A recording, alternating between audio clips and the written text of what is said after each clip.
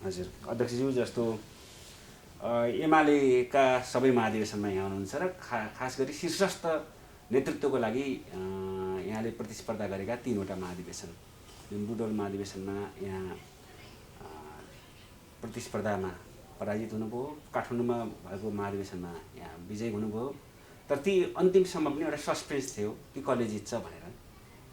तर अहिले 10औं महाधिवेशन यस्तो हुँदैछ जसको नेतृत्व शीर्षस्थ नेतृत्व को हो भन्ने कुरा स्पष्ट भइसकेको छ। केपी ओली अध्यक्ष हुनुहुन्छ भन्ने एउटा क्लाइमेक्सबाट सुरु भएको एउटा पटकथा, कुनै साहित्यिक पटकथा जस्तो यो महाधिवेशन आयोजना हुँदैछ। यो कतिको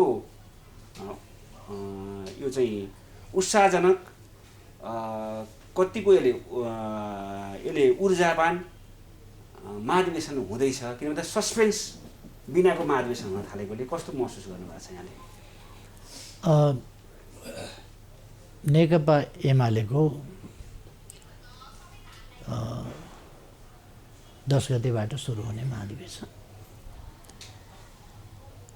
यो एउटा विशेष परिस्थितिमा हुँदैछ। नेपाली समाजको, नेपाली राजनीतिको हिसाबले एउटा विशेष परिस्थितिमा हुँदैछ र खास गरी नेकपा एमालेका लागि अझ यो विशेष परिस्थितिमा हुँदैछ। बाबा सनफ्लावर ओइल, शुद्धता यसमै भेटिन्छ। यो महाधिवेशन एउटा ऐतिहासिक महाधिवेशन हो। यो महाधिवेशन धेरै नै अर्थपूर्ण छ, नेकपा एमालेको लागि र देशका लागि पनि अर्थपूर्ण छ। र सामान्यतः तपाईले जसरी सोध्नु भने कतिको ऊर्जावान हुन्छ अथवा यसको नतिजा, यसको आयोजन, यसको सञ्चालन कतिको ऊर्जावान हुन्छ र यसको नतिजा कतिको ऊर्जावान हुन्छ, कतिको अर्थपूर्ण हुन्छ। यसले देशलाई के देला अथवा यस महाधिवेशनको चर्चा देशले किन गर्ने, यसतिर देशले किन हेर्ने, यसका अस्तिको महाधिवेशनले नीतिहरू पारित गर्यो, विधान पारित गर्यो, यसले नेतृत्व निर्माण गर्छ ती नीतिहरू कार्यान्वयनका लागि। मैले हिजो सम्पादकहरूसँगको अन्तर्क्रियामा पनि बोलेको थिएँ कि हामीले देश बनाउने, देशलाई अगाडि बढाउने नीतिहरू अगाडि सार्यौँ। हाम्रो राष्ट्रियता सम्बन्धी नीति, हाम्रो लोकतन्त्र सम्बन्धी नीति, लोकतन्त्रको सुदृढीकरण सम्बन्धी नीति, रक्षा र सुदृढीकरण सम्बन्धी नीति, त्यसै गरेर सामाजिक न्याय, समानता र सामाजिक समस्याहरूको समाधान सम्बन्धी नीति, राष्ट्रिय सामाजिक सद्भाव कायम गर्दै राष्ट्रिय एकता कायम गर्ने सम्बन्धमा त्यसको अर्थ महत्त्व सम्बन्धी नीति, सुशासन सम्बन्धी, लोकतन्त्रका अभ्यास सम्बन्धी नीतिहरू, विकास सम्बन्धी नीतिहरू र विभिन्न क्षेत्रका विकास सम्बन्धी नीतिहरू आदिको बारेमा हामी अब कसरी अगाडि बढ्छौँ, हाम्रो परराष्ट्र नीति कस्तो हुन्छ जस्ता कुराहरू, यी कुराहरूमा हामीले आफ्ना पार्टीका नीतिहरू, जुन पार्टीका नीति पार्टी सञ्चालनका होइन, देश सञ्चालनका, देश निर्माणका नीतिहरू, देश कसरी निर्माण हुन सक्छ भन्ने, त्यो सञ्चार माध्यमहरूबाट र बौद्धिक जगतबाट पनि कतै आलोचित भएन। त्यो कतै टीका टिप्पणी वा त्यसप्रति कुनै नकारात्मक, त्यसको कमी कमजोरी यो रह्यो भनेर औँल्याउने खालको भएन। एउटा सिँगै समाजले नीतिगत हिसाबले सर्वस्वीकार्य ढङ्गले हाम्रो पार्टीको विधान महाधिवेशनबाट अगाडि सारिएका राष्ट्र निर्माण सम्बन्धी नीतिहरू स्वीकारेको देखियो। ती नीतिहरू कार्यान्वयन गर्दै राष्ट्र निर्माणको नेतृत्व गर्ने, नेतृत्व निर्माणको चयनको कुरा अहिलेको महाधिवेशनको हो। यस महाधिवेशनले गरिमामय ढङ्गले लोकतान्त्रिक ढङ्गले। लोकतन्त्रको हिजोका कमी कमजोरी सहितको आन्तरिक लोकतन्त्र होइन। यहाँले अघि 8औं महाधिवेशन 9औं महाधिवेशनदेखि यहाँ आएका 3टा महाधिवेशनका प्रतिस्पर्धाका कुरा गर्नुभयो। 8औं महाधिवेशनमा परिणाम स्वीकारिसकेपछि मैले, किन पार्टी विभाजित हुनभन्दा परिणाम स्वीकार्नु वाञ्छनीय छ भनेर मैले स्वीकारेँ, तर बाकस त साँड्दै समाटियो नि।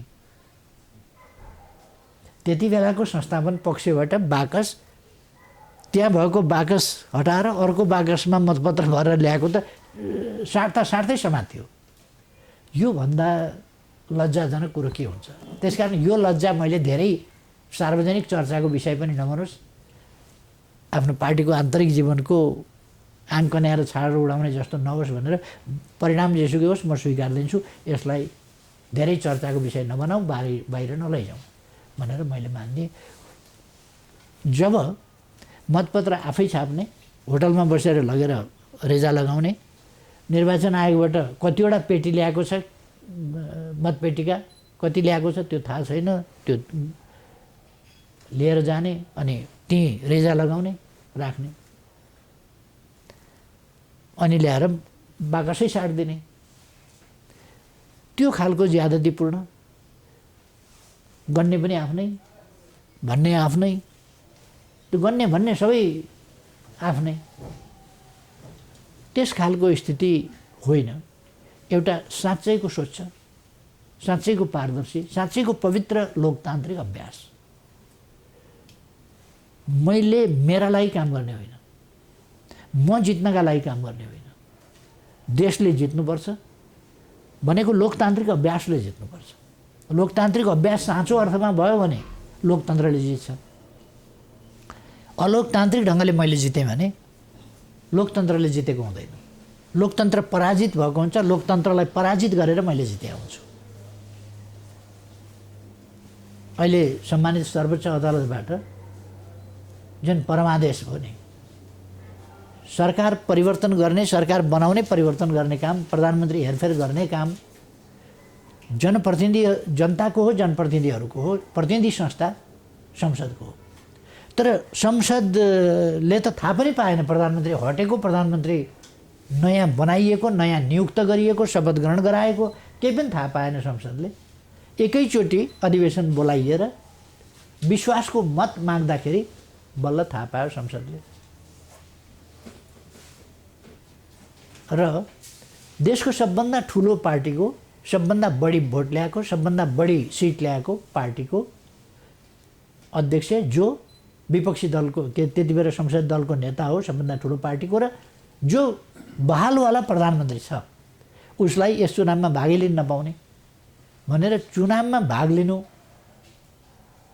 प्रधानमन्त्रीको दाबी गर्नु नै अनुचित भन्नेसम्मका असंवैधानिक, अलोकतान्त्रिक, जनअभिमतको धज्जी उडाउने खालका फैसला भए। यस्तो खालको फैसलाहरूबाट कसैले जित्ला, कसैलाई जिताइएला, कसैलाई हराइएला, तर लोकतन्त्र सुदृढ हुँदैन। संसदमा फर्काउन, संसद छ नि प्रधानमन्त्री हेरफेर गर्ने, प्रधानमन्त्रीको नियुक्तिका लागि सिफारिस गर्ने, नियुक्तिका लागि सिफारिस गर्छ संसदले। तर यहाँ त आदेश दियो अदालतले नियुक्ति गर्नु, 24 घण्टाभित्र 48 घण्टाभित्र कति घण्टाभित्र शपथ ग्रहण गराइसक्नु। यस्तो हतार किन पर्यो होला? त्यो कुरा अहिले अमेरिकाबाट एकजना सर्वोच्च अदालतका श्रीमान न्यायाधीशले लेखेका इमेलहरूले बताउँछ। धेरै गम्भीर कुरा हो। यो बाटोबाट, अर्थात् अलोकतान्त्रिक बाटोबाट भनेको लोकतन्त्रलाई हराएर, पराजित गरेर, व्यक्तिलाई हराएर केही ठुलो कुरो छैन। लोकतन्त्र हार्नु ठुलो कुरा हो, संविधान हार्नु ठुलो कुरा हो। म थिचोमिचोमा पर्नु ठुलो कुरा होइन, संविधान थिचोमिचोमा पर्नु धेरै ठुलो कुरा हो। म गम्भीर त्यस कुरामा छु। अर्थात् हामी हाम्रो महाधिवेशनलाई लोकतन्त्रलाई थिचोमिचो गर्ने, लोकतन्त्रलाई मिच्ने ढङ्गले होइन, त्यसको रक्षा गर्ने र त्यसको व्यावहारिक रूपमा सही ढङ्गले कार्यान्वयन गर्ने, यस नीति विधि र अभ्यासमा हामी जान्छौँ। हामीले नीतिगत कुरा अघि नै मैले भने पारित गरिसकेका छौँ, तय गरिसकेका छौँ। त्यसको कार्यान्वयनका लागि एउटा टिम बनाउँछौँ। मैले बहालवाला पदाधिकारीहरूसँगको प्रतिस्पर्धा गरेका थिएँ, 8औँमा पनि 9औँमा पनि।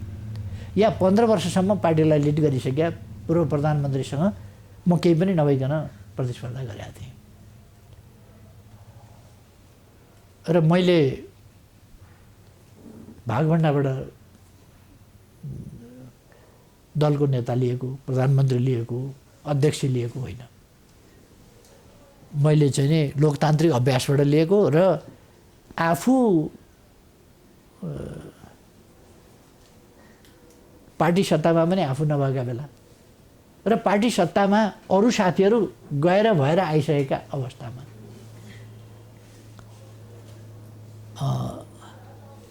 अहिले जुन खालको परिस्थिति छ, यहाँले भने जस्तै सामान्यतः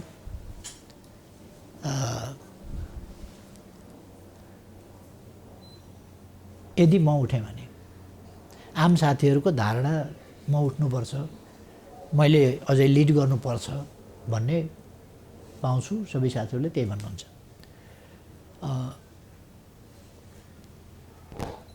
यदि म उठेँ भने भरसक सर्वसम्मत होला। मैले सञ्चार माध्यमहरूमा सुनेको छु, रिपोर्टर्स क्लबको पत्रकार सम्मेलन पनि देखेको छु। हिजो स्थायी कमिटीमा बोलेको पनि उनै साथीले बोलेको पनि मैले सुने। म एउटा कुरा के गर्दिनँ भने मैले सहमति गरौँ, मलाई निर्विरोध छोड्नुहोस् अथवा तपाईँ नउठे हुन्थ्यो अध्यक्षमा, अरू पदमा उठे हुन्थ्यो भन्नुको अर्थ त्यो म अध्यक्षको पदको हिसाबले एउटा दबाब हुन्छ। म कसैलाई दबाब दिन चाहन्छु। कसैले आफ्नो अधिकारको अभ्यास गर्दा त्यो दबाब किन दिने? मसँग प्रतिस्पर्धा गर्दा लोकतन्त्र होचिँदैन, प्रतिस्पर्धा गर्न पाइन्छ। प्रतिस्पर्धा नगर्दा पनि लोकतन्त्र होचिँदैन, किनभने सर्वग्राह्य सर्वस्वीकार्य भइसकेको आन्तरिक पार्टीको विषयमा यदि अरू खालका कुनै गतिविधि भएनन् भने त्यसलाई अलोकतान्त्रिक भयो भन्न मिल्दैन। यदि उठ्नुभयो कोही साथीहरू भने घोषणा गरिसकेकाले उठे पनि अर्काले उठे पनि, किन यो घोषणा गरेको त त्यो बेग्लै बाहिरको राजनीतिक खपतका लागि, सार्वजनिक खपतका लागि गरिएको कुरा हो। यो त्यति बेला फार्म खुलेर भरेर दाबी विरोध होला, फिर्ता लिने समय होला, ती सबै पार गरेर जब उम्मेदवारी कायम रहन्छ, उम्मेदवारी कायम भयो भने उम्मेदवारी मानिन्छ। मैले दिँदा पनि त्यही हो। मैले फारम भर्नुपर्छ,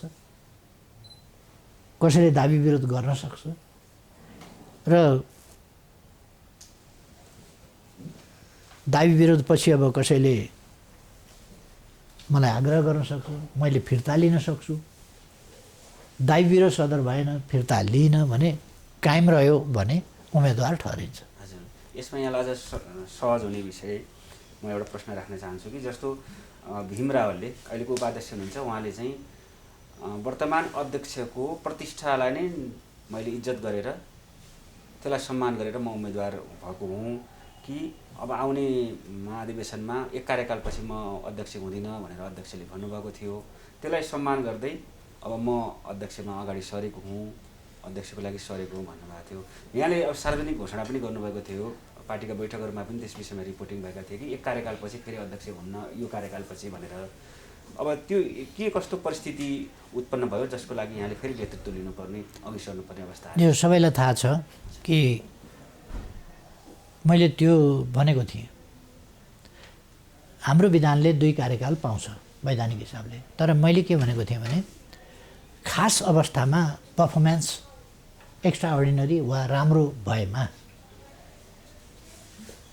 राख्नै पर्ने खालको स्थिति भएमा 2 कार्यकाल पाउँछ, नत्र निर्वाचित हुने 1 कार्यकालका लागि हो। र एक कार्यकालमा छोडिदियो भने अरूले पनि मौका पाउँछ। बिचमा पार्टीभित्र जुन केही महत्त्वकांक्षी व्यक्तिहरूले वातावरण बिगार्ने, धमिल्याउने, आफ्नो महत्त्वकांक्षालाई सर्वोपरि राखेर स्थिरताका विरुद्ध, स्थायित्वका विरुद्ध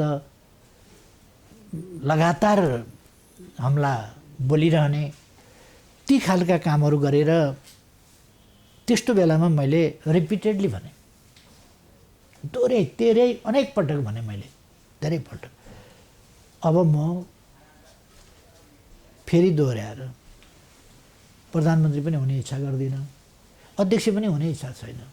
तपाईँहरू नै हो, अलिकति पर्खिनुहोस् र आयोजना गरौँ।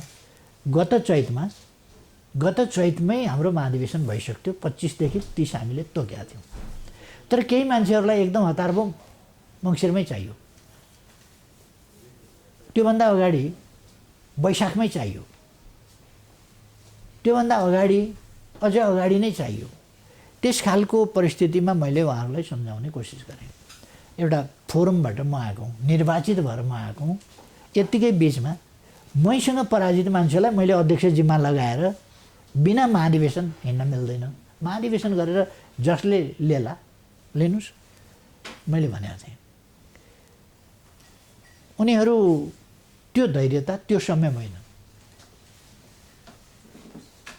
हतारो, अधैर्यता र गैर जिम्मेवारपनका साथ पार्टी जेसुकै होस् बरु आफ्ना स्वार्थ भन्ने कुरामा गए। त्यसो भएपछि पार्टीमा अलिकति जटिल परिस्थिति आयो र मैले दृढतापूर्वक त्यस गलत प्रवृत्तिको सामना गर्नु पर्यो, म उभिनु पर्यो। उभिएपछि पार्टी पङ्क्ति र एक खालको देश नै त्यसका साथमा आयो। त्यस स्थितिमा मैले पार्टीलाई नेतृत्व दिन र देशलाई, अहिले तपाईँहरू हेर्नुहोस् न, संसदलाई प्रभावहीन मात्रै होइन, गलत क्रियाकलापको सम्भाग बनाइएको छ। संसदलाई गलत स्वार्थहरूका लागि दुरुपयोग गरिएको छ। संसदलाई पङ्गु बनाउने लगातार प्रयास भएको छ र व्यथिति त्यहीँबाट, संसदका सभामुखबाट गैर कानुनी, दलीय, पक्षपातपूर्ण, भेदभावपूर्ण यस्ता कामहरू भएका छन्। असंवैधानिक र गैर कानुनी काम भएका छन्। यस्तो स्थितिमा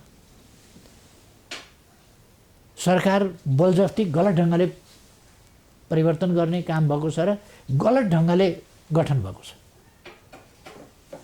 यस्तो सरकार छ जो इतिहासमै एक खालको निकम्मा हो। अर्कोतिर न्यायपालिका, राज्यका 3टै अङ्ग तपाईँले हेर्नुभयो भने न्यायपालिकाको यो हालत छ। यस्तो अवस्थाबाट देशलाई अगाडि लानका निम्ति नेकपा एमाले मजबुत हुनुपर्छ। यसलाई प्रभावकारी ढङ्गले मजबुत बनाउन प्रभावकारी ढङ्गले नेतृत्व गर्ने परिचित स्थापित नेतृत्व चाहिन्छ। आम नेता कार्यकर्ताले विश्वास गरेको नेतृत्व चाहिन्छ। त्यस हिसाबले अब साथीहरूको राय के छ भने मैले फेरि पनि खास समयका लागि त्यो जिम्मेवारी लिनुपर्ने भन्ने खालको साथीहरूको राय छ। मैले त्यसमा आफ्नो राय व्यक्त गरिसकेका छैन। मलाई लाग्छ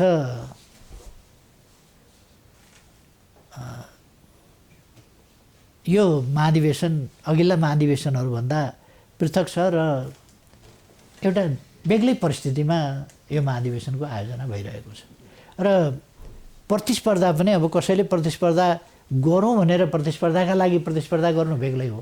परिणाम यदि प्रतिस्पर्धा गर्ने हो भने परिणाम सबैलाई थाहा छ। त्यसमा खालि के भनेदेखि पार्टीको इमेजप्रति व्यवस्था गर्ने अथवा युनिटीलाई कमजोर देखाउने अथवा पार्टीभित्र प्रतिपक्ष छ भन्ने कुरा सो गर्ने एउटा त्यस खालका कुराहरू अथवा आफू केही हुँ भन्ने कुरा देखाउने जस्ता कुराहरूबाट प्रेरित कोही पनि हुनु वाञ्छनीय हुँदैन। तर के भने म कोही हुन्छ भने पनि त्यो डेमोक्रेटिक राइटलाई स्वागत गर्छु। जस्तो महाधिवेशन भनेपछि हामीले अघि पनि कुरा गऱ्यौँ कि नीति र नेतृत्वको विषयमा सामान्यतया हाम्रो अभ्यास त्यही हो। अब नीतिको विषयमा विधान महाधिवेशनले तय गरेको छ, नेतृत्वको विषयमा एउटा सर्वमान्य एउटा मान्यता बनिसकेको छ। शीर्षस्थ नेतृत्वको विषयमा अध्यक्षको विषयमा एउटा मान्यता बसिसकेको छ। तर त्यसपछिको त्यो सेन्ट्रल बडी र पदाधिकारीको विषयमा सस्पेन्स अहिले पनि बाँकी छ। सामान्यतया सङ्गठनको हिसाबले र आन्तरिक लोकतन्त्रको हिसाबले एमाले एउटा उदाहरणीय पार्टी मानिन्छ, जसले कार्यकर्ताबाट अनुमोदित भएर केन्द्रीय कमिटीको र पदाधिकारीको जिम्मेवारी पाउँछन्। तर यसपालि यस्तो देखिँदैछ कि पदाधिकारीका जिम्मेवार अथवा पदाधिकारीका दावेदार अथवा केन्द्रीय सदस्यका आकाङ्क्षीहरू कार्यकर्तातर्फ होइन नेतृत्वतर्फ अध्यक्षतर्फ हेरिरहेका छन्। त्यो अध्यक्षको टिममा पर्छ कि पर्दैन, परिन मैले जित्दिनँ, परेँ भने म चाहिँ जित्छु भनेर माथितिर हेरिरहेका छन्। त्यसले यहाँ माथि त स्वतः दबाब बढाएको छ नि। त कार्यकर्तालाई भन्दा बढी दबाब त यहाँलाई होला। यसमै सानो थपौँ जस्तो हामीले सोद्धाखेरि नै कतिपय नेताहरू के भन्नुहुन्छ होइन अहिले बोल्ने परिस्थिति छैन, अब परिपक्व भएपछि हामी यो केमा उठ्ने, पदाधिकारीमा केमा जाने भन्ने बारेमा बोल्छौँ भन्ने अध्यक्षले मुख खोल्नु भएको छैन भन्ने छ धेरै जस्तो। त्यो नेतृत्वप्रतिको विश्वास हो, भरोसा हो। त्यो नेतृत्वको एउटा सर्वस्वीकार्यताको स्थिति हो। कतिपयले भन्ने गरे यो महाधिवेशन केपी ओलीलाई फेरि नेताको रूपमा थप्पा लगाउने, कतिले भने देवत्वकरण गर्ने, यो एउटा चाहिँ महाधिवेशनका नामको जमघट हो भनेर कतिले भने। त्यो बुझाइमा कमी रहेको कुरा हो। नेतृत्व भनेको कसैले पनि नमान्ने, कसैले पनि मन नपराउने नेतृत्व हुँदैन। त्यो त छानिँदैन नि, कार्यकर्ताले भोटै दिँदैन नि।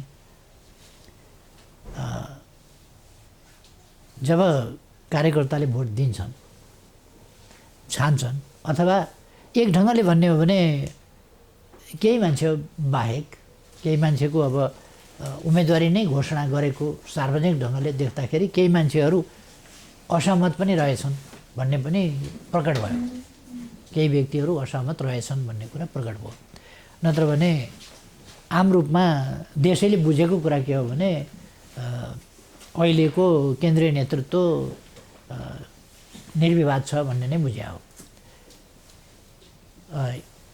यो हिजो स्थायी कमिटीमा पनि निर्विवाद ठाउँमा यस्तो किन कुरा उठाउने भन्ने साथीहरूले अलिकति कुरा ल्याउनु पनि भएको थियो। त्यो विश्वासको कारणले नेता कार्यकर्ताहरूले एउटा नेतृत्व र त्यो नेतृत्वको वरिपरि त्यो नेतृत्व नीतिविहीन नेतृत्व होइन, नीतिसहितको या नीति आन्दोलनसँग जोडिएर गाँसिएर आएको छ नेतृत्व। अहिलेको नेतृत्व यत्तिकै टपक्क एउटा चुनाव जितेर होइन, एउटा आन्दोलन सिर्जना गरेर त्यसलाई बढाएर त्यसलाई पुनर्गठन गर्दै र त्यसका निम्तिका विभिन्न जङ्क्चरमा विभिन्न घुम्ती मोडहरूमा नयाँ नीतिहरू, आवश्यक नीतिहरू दिँदै आएको छ। त्यसकारण त्यसप्रतिको एउटा भरोसा, त्यसप्रतिको विश्वासले अलिकति त्यस्तो स्थिति बनेको होला। तर मैले त्यसो भनेर उहाँहरूको लोकतान्त्रिक अधिकार र पार्टीको आन्तरिक जीवनमा लोकतन्त्रको अभ्यास, त्यसमा कुनै प्रकारको कमी आउन नदिने र त्यसलाई बचाएर मात्रै आफूप्रतिको आस्था र विश्वासको सदुपयोग गर्ने, त्यसलाई दुरुपयोग गरेर नजाने, त्यो मेरो नीति हो। किनभने मैले दुरुपयोग गर्नु हुँदैन आफूप्रतिको विश्वासलाई। आफूप्रतिको साथीहरूको जुन विश्वास छ त्यसलाई, कार्यकर्ताहरूको जुन विश्वास छ त्यसलाई दुरुपयोग गर्नु हुँदैन। त्यसलाई अत्यन्त जिम्मेवार, अत्यन्त मर्यादित, अत्यन्त संयमित ढङ्गले त्यसलाई व्यवहारमा लानुपर्छ। त्यसो गर्दाखेरि ममाथि विश्वास साथीहरूले गरे पनि मैले अरूको अधिकार अरूको योगदान अरू सबै चिजको पनि यथोचित कदर गरेर मात्रै अगाडि बढ्नुपर्छ। अब त्यसमा अब यहाँलाई सजिलोमा अथवा अप्ठ्यारोमा साथ दिने एउटा टिम त छँदैछ। त्यसबाहेक असन्तुष्ट भनेको अब त्यो सङ्गठित र असङ्गठित अहिले जे भए पनि 10 भाइहरूको एउटा समूह छँदैछ। त्यसपछि माओवादी छोडेर एमालेमा समाहित भएको त्यो समूह छ। यी विभिन्न आकाङ्क्षीहरूलाई नेतृत्वको एउटै बोर्डमा ल्याउन, एउटै ढुङ्गामा ल्याउन यहाँले के कस्तो तयारी, मानसिकता, मनोविज्ञान के बनाउनु भएको छ? एउटा कुरा के हो भने नेकपा एमालेमा समस्या हिजो थिए। समस्या माधव गुट र प्रचण्ड अथवा प्रचण्ड गुट, यो दुई व्यक्ति दुई गुटले खडा गरेका समस्याहरू हुन्। प्रचण्डलाई चिनेर त्यसमा ती षड्यन्त्र टिकडमहरूबाट मुक्त भएर एकीकरणका बखत एकीकृत पार्टीमा सामेल हुनुभएका साथीहरू प्रचण्डको पछाडि जानु भएन, प्रचण्ड गुट मात्रै गयो, थुप्रै साथीहरू यतै रहनु।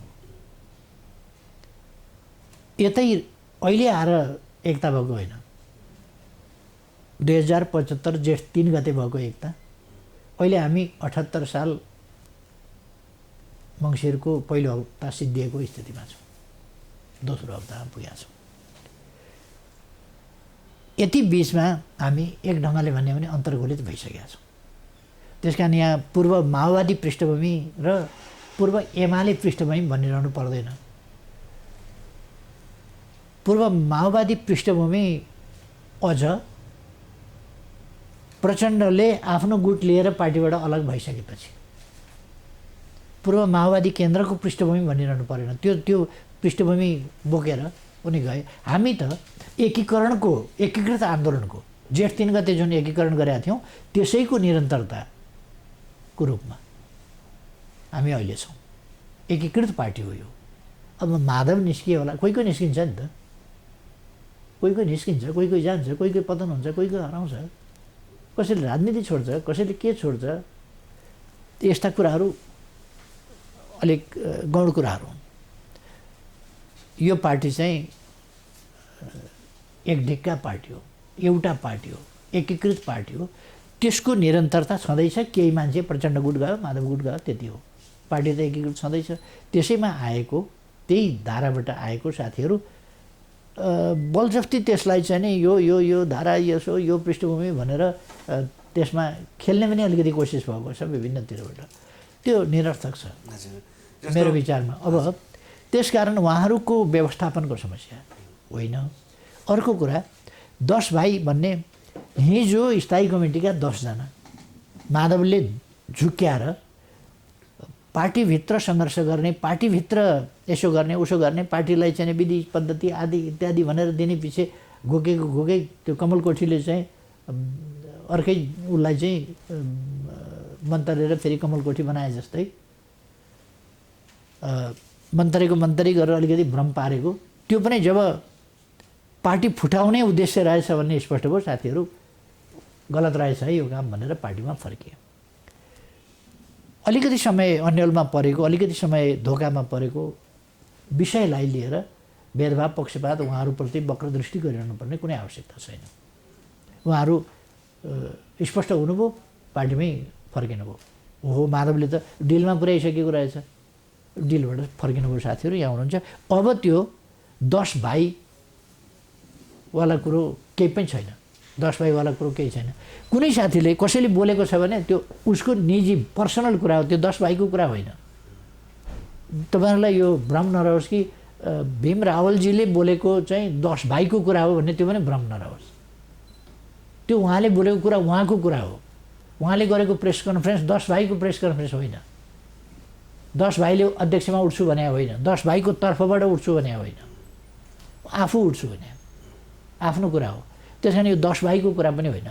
अब तेस्रो कुरा, हाम्रो पार्टीको उद्देश्य, हाम्रो पार्टीको काम, हाम्रो पार्टीको काँधको अभिभारा भनेको नेताहरूको व्यवस्थापन होइन।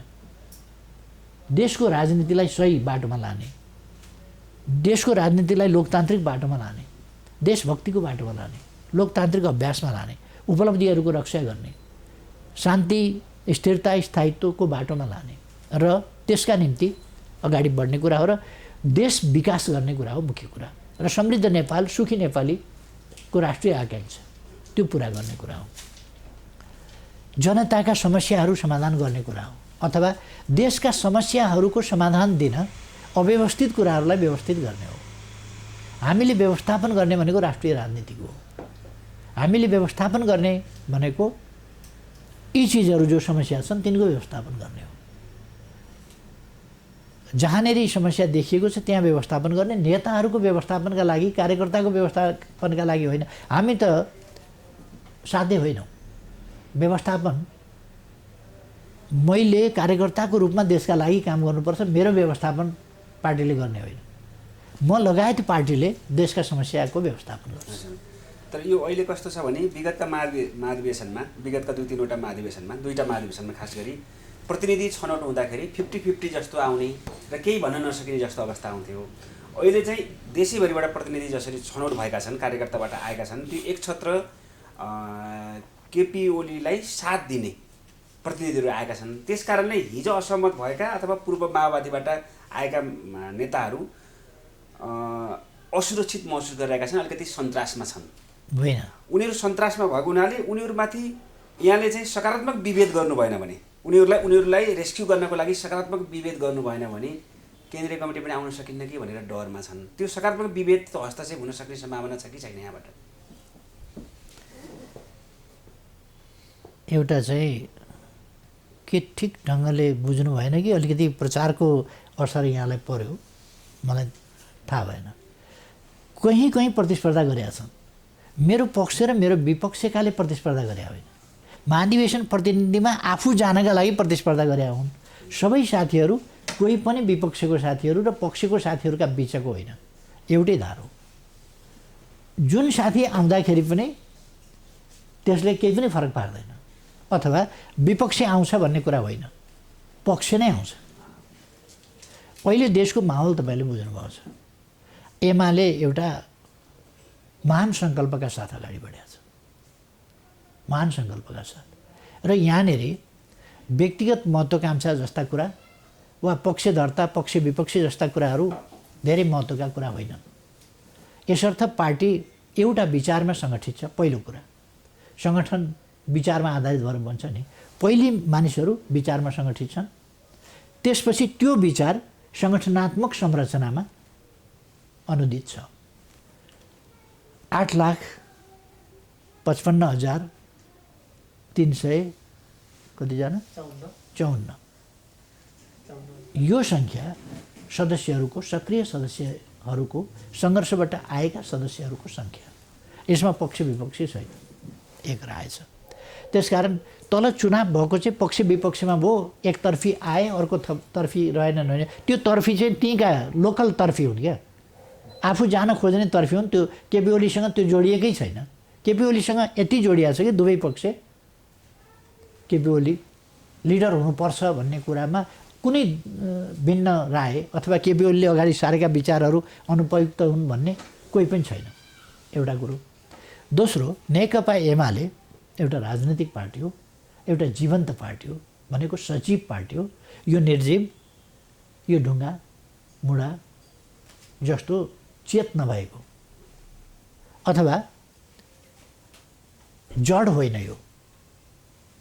यो एकदमै सजीव सचेत पार्टी हो, सजीव र सचेत। त्यसकारण एउटा जड धर्म भन्ने हुन्छ। जड धर्म भनेको सीतालाई रावणले अपहरण गर्यो, राम सीता खोज्दै गए। छ्यार समुद्रको वारिपट्टि पुगेपछि पहिले नै ल्याएर हनुमानले सीता आफूले भेटेर फर्किएको र सीता लङ्कामा भएको कुरा बताएको थिए र राम चाहिँ सुमो सुमो समुद्रमा पस्न खोजे, सुरु जान खोजे।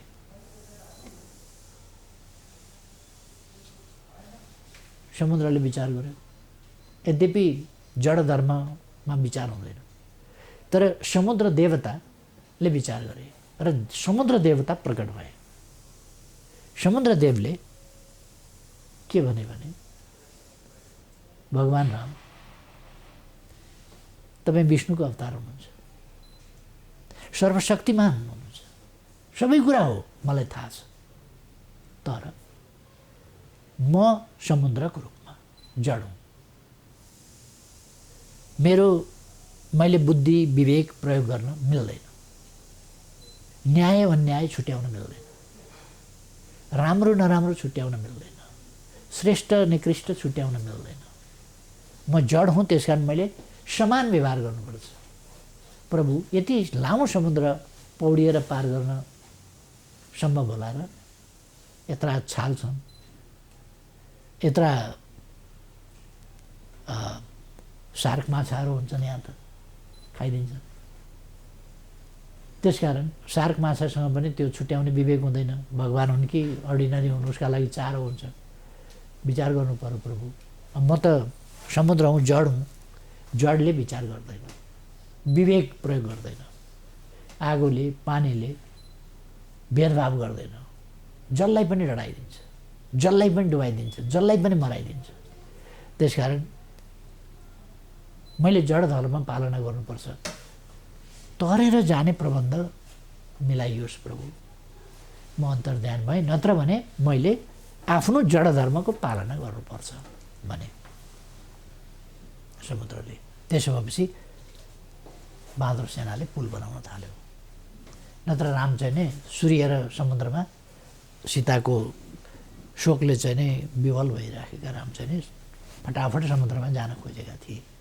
यमुना तरेको सम्झना भयो होला, यता सरयू तरेको सम्झना भयो होला, कोशी तरेको सम्झना भयो होला। कोशी तर्नु जस्तो मात्रै होइन, गङ्गा यमुना तरेका पनि हुँदा हुन्, त्यो तरेको जस्तो मात्रै सम्झना होइन। अथवा राप्ती तरेका हुँदा हुन्, नारायणी तरेका हुँदा हुन्, त्यस्तो मात्रै होइन। समुद्र तर्नु धेरै धेरै सैकडौँ किलोमिटरको कुरा हो, सम्भव थिएन। यो कथा मैले किन भनेको भने जड वस्तुको जड धर्म हुन्छ। नेकपा एमाले जड वस्तु होइन, यो सचेत सजीव र विवेक प्रयोग गर्ने विवेकशील पार्टी हो। त्यसकारण यसले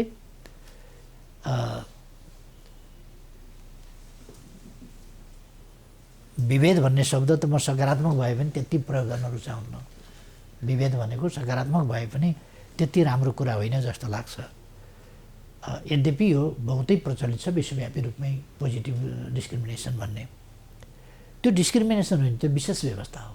त्यसलाई डिस्क्रिमिनेसन जस्तो शब्द भन्नु हुँदैन। कसैले बेनिभोलेन्ट डिक्टेटरसिप भन्छन्, बेनिभोलेन्ट डिक्टेटर भन्छन्। डिक्टेटर बेनिभोलेन्ट हुँदैन उहाँ त। Dictator is dictator. डिक्टेटर तानाशाह भनेको तानाशाह हो नि, गुणी बलादमी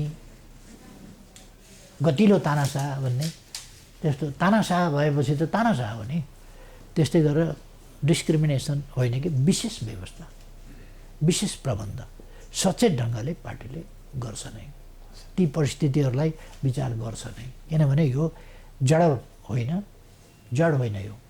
यो चाहिँ जीवित सचिव विवेकशील विवेकयुक्त पार्टी हो। त्यसकारण यसले सबै प्रबन्धहरू गर्छ। तसर्थ आएका प्रतिनिधि हारेका जितेका आपसी हारजित हो, यो लिडरसिपसँग नजोडिएको।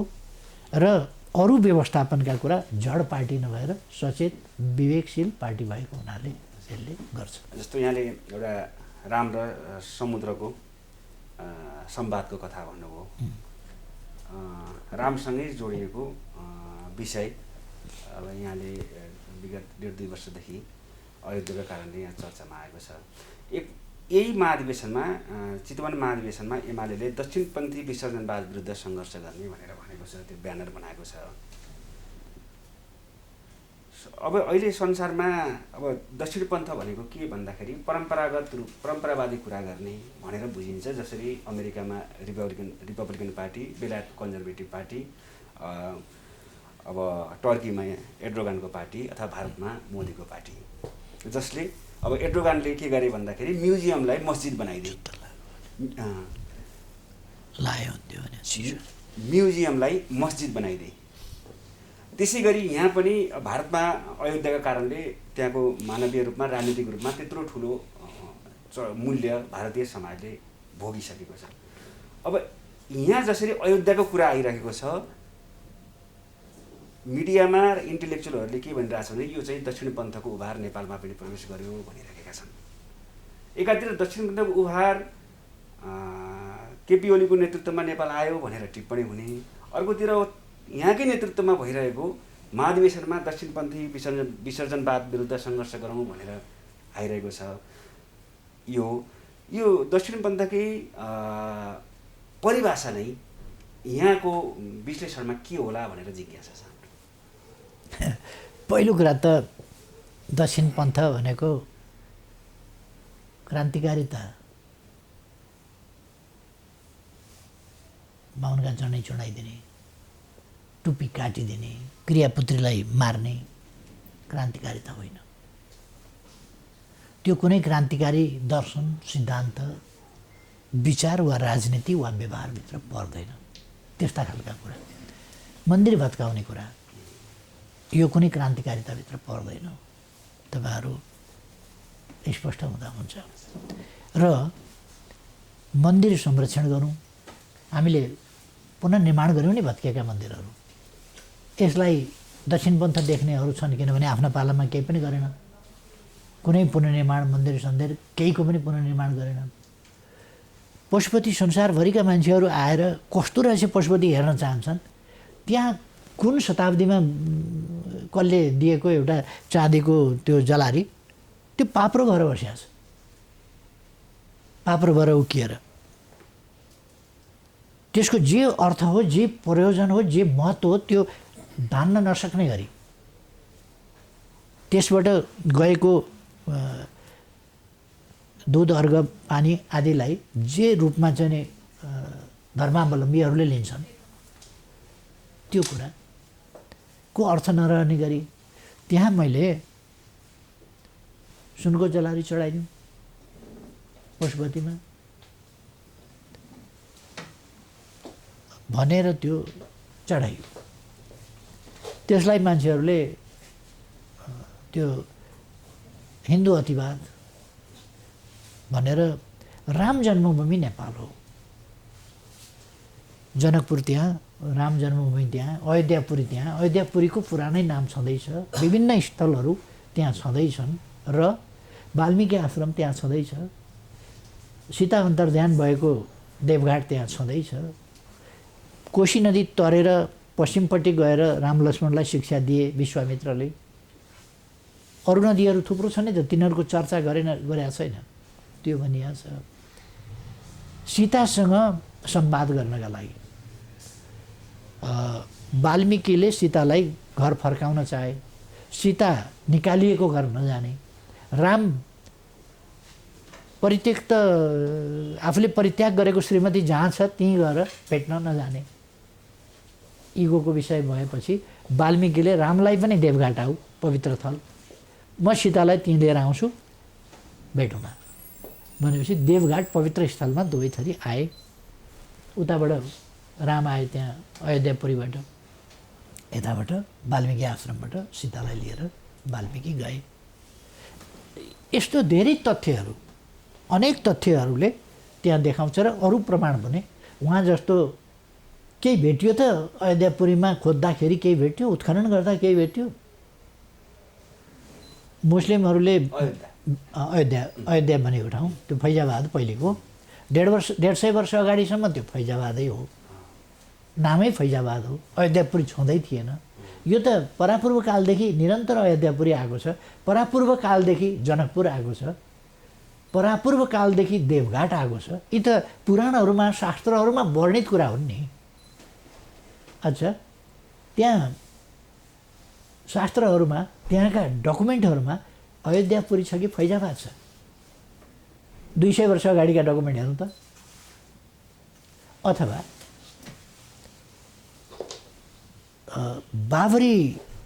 बाबरले आफूभन्दा अघिल्लो शासकले बनाएको मस्जिदलाई उसको साइनबोर्ड, उसको चाहिँ फलानाले निर्माण गरेको भन्ने कुरालाई पर्तिर फालेर आफ्नो बाबरले बनाएको बाबरी मस्जिद, बाबरले बनाएको मस्जिद भनेर लेखाए।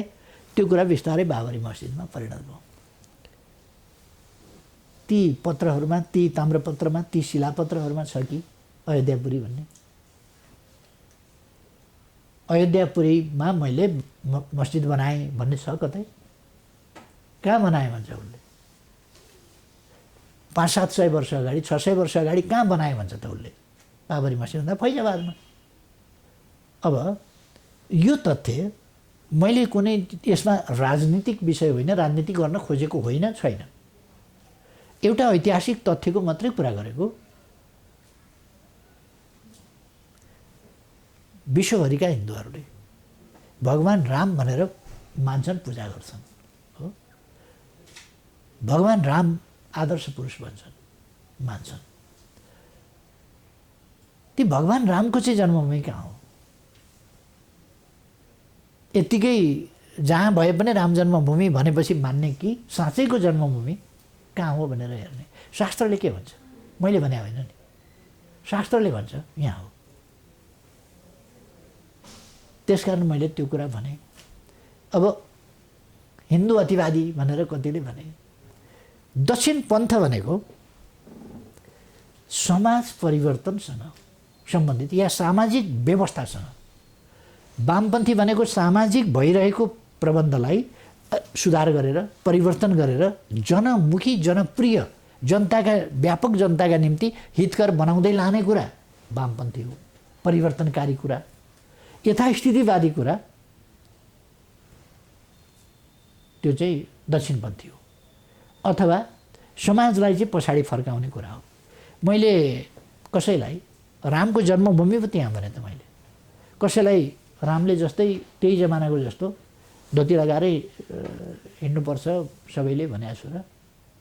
धनुकाँड पछाडि सिउरिएर हिँड, बाँडको ठोकरी बोकेर हिँड भनेको छु र। कसैलाई मैले रामको पालामा जस्तै खडाउ लगाऊ भनेको छु र। त्यही खडाउ पनि भरतले पुज्न चाहिन्छ दाइ भनेर राखे, खाली खुट्टै हिँड भनेको छु र। त्यसो भएर यो दक्षिण पन्थ भनेको समाजलाई हेर्ने दृष्टिकोण, समाजको व्यवस्थापन सम्बन्धी दृष्टिकोण, परिवर्तनकारी ढङ्गले व्यवस्थापन गर्ने कि यथास्थितिवादी ढङ्गले व्यवस्थापन गर्ने, पुरानो कुरामा टाँसिने खालको प्रवृत्ति कि सामाजिक प्रबन्धको हकमा, अथवा परिवर्तनकारी ढङ्गले, सुधार ल्याउने ढङ्गले जाने। दक्षिणपन्थी भनेको विचारमा कस्तो हुन्छ, जस्तो महिला र पुरुषका बिचमा असमानता छ, समानतातर्फ जानुपर्छ वामपन्थी हो। होइन, यथास्थितिमा हुनुपर्छ, महिला नै हो। ढोल गवार शूद्र पशु नारी ए सब ताडन के अधिकारी मनुस्मृतिमा भनेको छ, त्यतै फर्किनुपर्छ भन्ने दक्षिणपन्थी हो। त्यो चाहिँ पश्चगामी भयो। त्यो होइन, त्यो त्यति बेलाको चिन्तनले कतै भनियो होला, कसैले भन्यो होला, तर अगाडि बढ्नुपर्छ, समानतातर्फ जानुपर्छ, सबै मानिस बराबर हुन्। त्यसकारण बराबर भएका मान्छेले, हैसियत भएका मान्छेले बराबरीको, समानताको हक पाउनुपर्छ भन्ने कुरा चाहिँ परिवर्तनकारी कुरा भयो। यसलाई चाहिँ वामपन्थ भनियो। वामपन्थका नाउँमा धर्मविरोधी तमासा देखाउने र हाम्रा संस्कृतिहरूको संरक्षण गर्नुपर्छ या सांस्कृतिक ऐतिहासिक तथ्यहरू पत्ता लगाएर त्यो स्थापित गर्नुपर्छ भन्दा दक्षिणपन्थी हुने भनेको त्यो पन्थ सम्बन्धी परिभाषा नै नबुझेको कुरा हो। त्यसकारण तपाईँहरू यसमा अस्पष्ट हुनु हुँदैन। जस्तो माओवादी भयो होइन, अब एकीकृत समाजवादी काङ्ग्रेसलाई नै त्यसका विरुद्ध सङ्घर्ष गर्ने भनेर महाधिवेशनको मूल नारा पनि बन्यो। त्यो सङ्घर्ष चाहिँ कसरी हुन्छ? गलत क्रियाकलापहरूको, उहाँहरूले फिँजाएका गलत विचारहरूको, ती गलत विचारहरूको व्यवहारमा गरिने प्रयोग गलत हुन्छ। त्यस गलत व्यवहारको ती कुराहरूको विरोध गर्ने, जनतालाई सचेत सङ्गठित पार्ने, उहाँहरूले फिँजाएका भ्रमहरूबाट मुक्त पार्ने र अग्रगामी परिवर्तनतर्फ सामाजिक न्याय र समानता सहितको समृद्धितर्फ समाजलाई लाने ती कामहरू गर्ने। हजुर, जस्तो अब अयोध्यापुरी अथवा राम अथवा सीता चाहिँ हलो जोत्दाखेरि सीता जन्मेका विषयहरू मिथ हुन् अथवा इतिहास हुन् भन्ने विषयमा त सवाल जवाफ भइराख्ला, बहस भइराख्ला। तर एउटा इतिहास चाहिँ प्रमाणित इतिहास के हो भने लिम्पियाधुरा लिपुलेख नेपालको हो, प्रमाणित इतिहास हो। त्यसमा नेपालमा कतै विमति छैन र यहाँकै अग्रसरतामा एउटा असर्टिभ नेसनलिस्टको रूपमा चाहिँ नेसनलिजमको रूपमा संसदले पनि त्यसलाई पारित गर्यो। त्यसपछि नयाँ नक्सा जारी भएको 14 महिनासम्म यहाँको सरकार र पछिल्लो 4 महिना अहिले नयाँ सरकार गरेर 1.5 वर्षसम्म पनि त्यो विषयमा कूटनीतिक कुनै पहल कदमी र कुनै सार्थक नतिजा केही आएको छैन र अहिले जनगणना हुँदा पनि त्यो क्षेत्रमा हाम्रा नेपाली गणकहरू जान सक्ने अवस्था सिर्जना भएको छैन। त्योभन्दा तल जान पनि धेरै ठुलो सकस भयो, जबकि जहाँ अहिले कुनै विवादै नभएको ठाउँमा पनि जान धेरै गाह्रो भयो। भनेपछि एउटा एजेन्डाको रूपमा अगाडि बढेको कुरा वस्तुगत नतिजामा आउन किन गाह्रो भएको हो र त्यसको अप्ठ्यारो के हो हामी र त्यसलाई नेसनल युनिटीको रूपमा लाग्न के गर्न सकिन्थ्यो? यो नेसनल युनिटीकै रूपमा छ यो विषय। कसैले पनि अब भित्र बाहिर मलाई थाहा छैन, केही व्यक्ति जस्तो माधव नेपालले लिम्पियाधुरा लिपुलेख र कालापानी सहितको हाम्रो भूमि समेटेर प्रकाशित गरिएको नक्सा र त्यसलाई संविधानको अनुसूची समेतबाट संशोधन गरेर संविधानले अङ्गीकार गरेको संविधानको अङ्गको र संविधान स्वीकृत विषयको रूपमा र राष्ट्रिय हैसियतमा कानुनी र संवैधानिक दर्जा समेत प्राप्त गरेको र राष्ट्रिय सहमति प्राप्त गरेको विषयको रूपमा प्रस्तुत गर्दा यो कूटनीतिक सम्बन्धमा आँच पुर्याएको, गैर जिम्मेवार हल्का फुल्का व्यवहार गरेको जस्ता कुराहरू कसैले गरे। कसैले अयोध्यापुरीकै कुरा गर्दा, राम जन्मभूमिकै कुरा गर्दा तुरन्त माफी माग्नुपर्छ केपी ओलीले, यस्तो बोल्नै नहुने कुरो बोल्यो पनि भने। यी कुराहरू त्यही आफ्नो ठाउँमा होलान्, तर आम रूपमा यो राष्ट्रिय सहमतिको विषय हो। राष्ट्रिय सहमति छ यसमा। जबसम्म म सरकारमा रहेँ तबसम्म अनेकौँ पत्रहरू लेखिए र कुराका लागि, वार्ताका लागि प्रयासहरू गरिए। तर भारतले कोभिडको विषयलाई देखाएर वार्ता अलिक पन्छाइराख्यो। देखाउने एउटा ठाउँ भयो कोभिड, वार्ताका लागि त्यति अनुकूल भएन। हामी वार्ता गर्न त गर्छौँ, तयारै छौँ, तर कोभिडको कारणले वार्ता हुन सकेन भन्ने कहिले औपचारिक रूपमा जवाफै नदिने त्यस विषयको। त्यसमा अलिकति अब त्यो विषयप्रति नाराजगी प्रकट गरेको पनि होला, तर नाराजगी प्रकट गर्नुको खास महत्त्व यस्ता विषयमा हुँदैन। नाराजगीले समस्या समाधान हुँदैन। जसलाई मर्का परेको छ छिमेकीहरूमध्ये, त्यो मर्का परेको छिमेकीको मर्का हटाइदिएर समाधान गरेर समस्याको समाधान हुनसक्छ, समस्याको समाधान खोज्न सकिन्छ। त्यो कुरा संवादबाट हुनसक्छ। त्यसकारण संवादबाट समस्याको समाधानका लागि हामीले प्रयास गरेका हौँ। यति वर्षदेखि, झन्डै 60 वर्षदेखि एउटा तुलनात्मक रूपमा निकै बलियो देशले कब्जा गरेर राखेको भूभाग, त्यो भूभाग सर्क फिर्ता गर्न उसलाई अप्ठ्यारो पनि लाग्यो होला, आफूले भोगचलन गरिरहेको। अथवा अर्को पनि एउटा उसले आफ्ना लागि रणनीतिक महत्त्वको स्थान ठानेको पनि हुनसक्छ। त्यसमा हामी त के गर्न सक्छौँ? कसैका लागि महत्त्वपूर्ण हाम्रो भूमि भयो भनेर हामी त दिन त सक्दैनौँ नि। त्यसकारण हामीले त्यसमा चाहिँ वार्ता गरेर समस्या समाधान गर्न चाहेका हौँ। छिटो नहुनुमा हाम्रो तर्फको कमी होइन, हाम्रो कमी छैन छिटो नहुनुमा। र म विश्वस्त के छु भने कुनै दिन वार्ता हुन्छ र नेपालले यो जमिन फिर्ता लिन्छ। जस्तो हिन्दू राष्ट्रवादको विषय बजारमा जुन समाजमा प्रकट भइरहेछ, प्रतिध्वनित भएर यहाँको कान्छामा आएको कुरा यहाँले नै भन्नुभयो। अब आगामी निर्वाचनमा के कस्ता एजेन्डा लिएर नेकपा एमाले र त्यसका अध्यक्षको रूपमा केपी ओली जानुहुन्छ, त्यसको नेतृत्वको रूपमा जानुहुन्छ भन्ने विषयमा बजारमा 2-3वटा विश्लेषण छन्। एउटा हिन्दू राष्ट्र स्थापना गर्ने, नेपाललाई हिन्दू राज्यको रूपमा लगेर जाने एउटा। दोस्रो सङ्घीयता धेरै खर्चिलो भयो, त्यसकारणले त्यसलाई पुनर्विचार गर्ने र कम्तीमा प्रदेशलाई विघटन गर्ने सम्मको।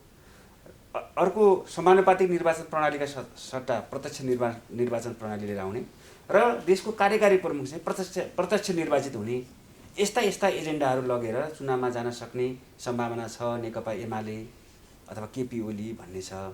त्यस्तो तयारी, त्यस्तो परिवेश अथवा त्यस्तो पृष्ठभूमि बनिरहेको छ। पहिलो कुरो हाम्रो एजेन्डा राष्ट्रिय हितहरूको रक्षा सम्वर्धन हो। हाम्रो एजेन्डा लोकतन्त्रको रक्षा र सुदृढीकरण हो। त्यसको समुचित कार्यान्वयन हो। हाम्रो एजेन्डा देशमा शान्ति, सुव्यवस्था र सुशासन हो। हाम्रो एजेन्डा गरिबी निवारण, पछौटेपन निवारण, आधुनिकतातर्फको प्रयास, विकासका हाम्रा प्रयासहरू र समृद्ध नेपाल, सुखी नेपाली बनाउने हो। त्यसका निम्ति विविध क्षेत्रहरूमा गरिने विकासका कुराहरू हुन्। हामी सतही खालको कुनै आम जनतासँग अथवा साझा सरोकारका विषयभन्दा पृथक ढङ्गले जाने खालका त्यस्ता कुरा गर्दैनौँ। आस्था जनताको वैयक्तिक विषय हो। तपाईँ कुन धर्म मान्नुहुन्छ तपाईँको कुरा, तपाईँ पूजा गर्नुहुन्छ कि गर्नुहुन्न तपाईँको कुरा, तपाईँ शाकाहारी हो कि मांसाहारी हो तपाईँको कुरा, तपाईँलाई के को दाल मनपर्छ, मासको दाल कि मुङको दाल कि रहरको दाल कि दालै मन पर्दैन कि तपाईँको कुरा, कुन देवता मान्नुहुन्छ, शङ्कर मान्नुहुन्छ कि विष्णु मान्नुहुन्छ कि अर्को कुनै मान्नुहुन्छ कि देवी मान्नुहुन्छ कि दुर्गा मान्नुहुन्छ कि सरस्वती पुज्नुहुन्छ कि लक्ष्मी पूजा गर्नुहुन्छ कि हनुमान मान्नुहुन्छ कि अथवा रामलाई मान्नुहुन्छ कि कसलाई मान्नुहुन्छ, रामको भजन गाउनुहुन्छ कि हनुमान चालिसा गाउनुहुन्छ तपाईँको कुरा। यसमा पार्टीले कुनै हस्तक्षेपकारी कुरा गर्दैन। तपाईँले यो मान्नुपर्छ, यो मान्नु हुँदैन भन्दैन। त्यो तपाईँको आस्थाको कुरा हो। त्यसलाई, तपाईँको विश्वासलाई, तपाईँको आस्थालाई पार्टीले सम्मान गर्नुपर्छ। किनभने यो सबै आस्थाहरूको साझा पार्टी हो, सबै आस्था मान्ने जनताको साझा पार्टी हो।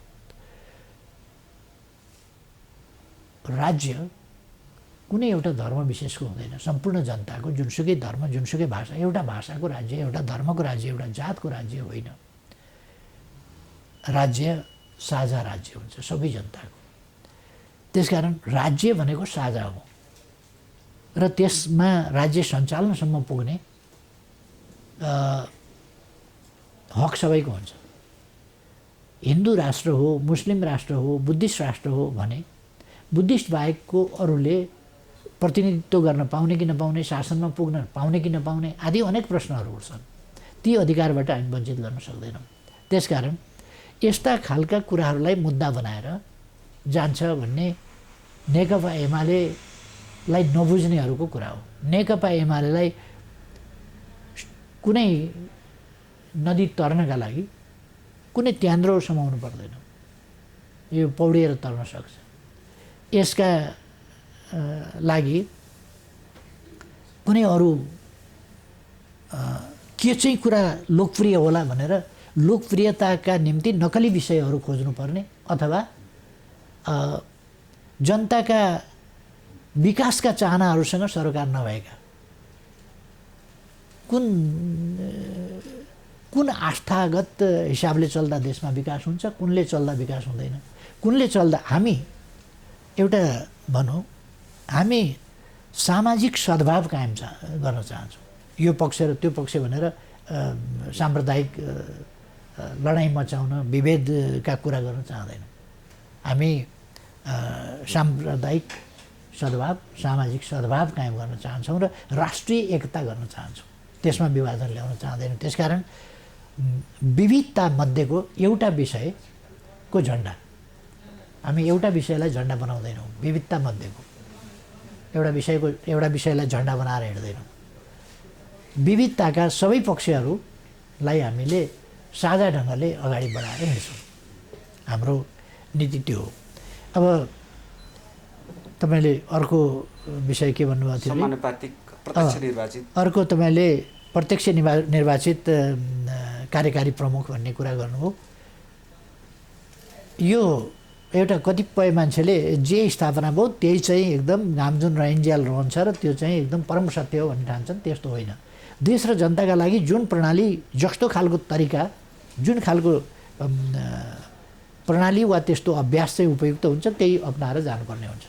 त्यस कारण हामी एउटा प्रणाली विशेषमा चाहिँ नि सती जाने कुरा पनि गर्दैनौँ र एउटा प्रणाली स्थापना भइसकेपछि अहिले जुन प्रणाली स्थापना भएको छ त्यो कहाँ कहाँ कमजोरी छ भन्ने कुरा अलिक त्यसको अभ्यासमा जान दिएर, हतार नगरिकन त्यसलाई अभ्यासमा जान दिएर अनि कहाँ कहाँ कमजोरी देखिन्छ त्यसलाई हटाउने वा कुनै अंशमा कमजोरी देखिन्छ भने त्यसलाई हटाउने त्यस बाटोमा जानुपर्छ।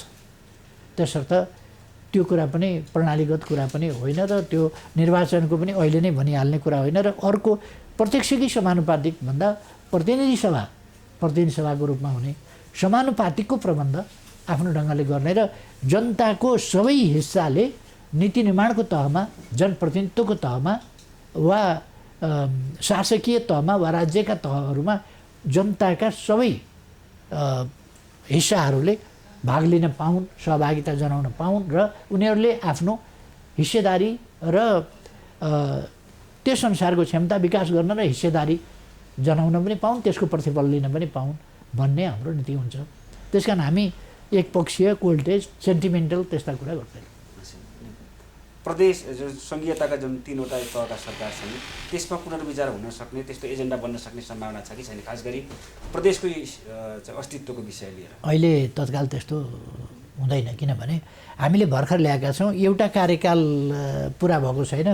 एउटा कार्यकाल पुरा नभइकन एउटा सुरु गरिसकेको प्रणाली सफल भयो असफल भयो भन्ने भन्दा यसलाई हेरेर प्रयोग अझै गरेर अनि कहाँनिर सफल भएन, कहाँनिर कमी कमजोरी रह्यो त्यसलाई जिम्मेवार ढङ्गले छलफल गर्नु, बहस गर्नु, यसमा राष्ट्रिय बहस सञ्चालन गर्नु र त्यसमा आवश्यक सुधार वा परिमार्जन गर्नु, त्यो एउटा कुरा छ। अब हामी अन्तिमतिर कुरा गरौँ। जस्तो 2074 सालको मङ्सिरमा भएको निर्वाचनपछि यहाँको नेतृत्वमा ऐतिहासिक रूपमै शक्तिशाली सरकार बन्यो भनेर मिडियामा लेख्ने प्रतिस्पर्धा नै चल्यो र त्यो सरकारले जनादेश, त्यो सरकार बन्नको लागि जनादेश कसलाई प्राप्त भएको थियो भन्दा यहाँकै भाषामा पनि एमालेलाई र केपी ओलीलाई प्राप्त भएको थियो।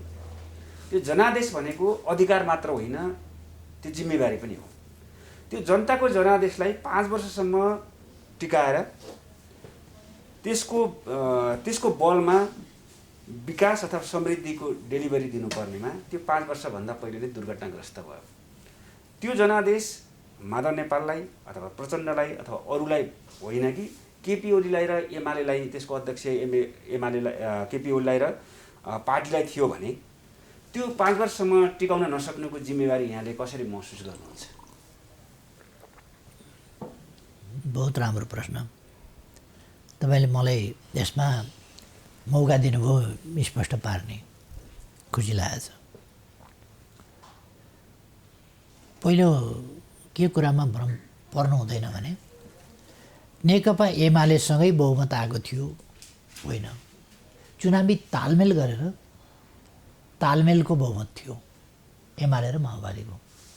एमालेको प्रत्यक्षमा 80 सिट आएको र समानुपातिकमा 41 सिट आएको। मेरै पहल प्रयासमा माओवादीसँग पार्टी एकता गरेर एउटै पार्टी बनाएर एउटै पार्टीको बहुमत बनाइयो। चुनावी तालमेलबाट पार्टी एकीकरण गरेर एउटै पार्टीको बहुमत बनाएको, एकीकरण गरेर हो। एकीकृत पार्टीकै बहुमत आएको थिएन। एकीकृत पार्टी बनाउँदा मैले एकीकृत पार्टी, एकीकृत आन्दोलन र देशका लागि सोचेँ।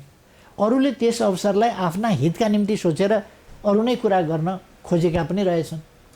त्यो कुरा पछि प्रकट भयो। त्यसो भएर त्यो पछि काममा व्यवधान खडा गर्ने, अगाडि बढ्न नदिने खालका अभ्यासहरू भए। दोस्रो कुरा,